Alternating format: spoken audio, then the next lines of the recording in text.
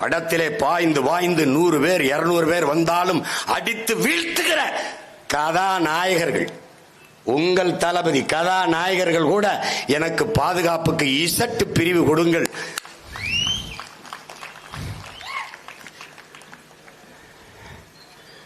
காரணம் வீரம். அதனால்தான் வீர துறவி விவேகானந்தன் சொல்கிறான், வரலாறு வீரர்களுக்கானது கோழைகளுக்கானது அல்ல என்கிறார்.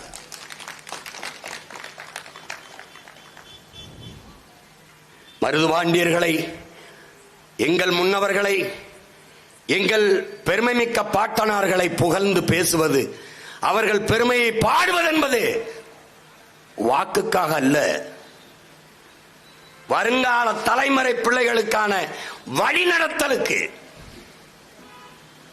என் இனப்பெருமையை, என் முன்னவனின் பெருமையை பேசுவது என்பது பீற்றிக்கொள்ள அல்ல, எங்களை நாங்களே தேற்றிக்கொள்ள, நான் யார் என்பதை எனக்கு நானே சொல்லிக்கொள்ள, நான் எப்படிப்பட்ட வீரனின் பேரன் என்பதை நான் அறிந்து கொள்ள, எனக்கு பின்பு வருகிற என் தம்பி தங்கைகளுக்கு அறிந்து சொல்ல.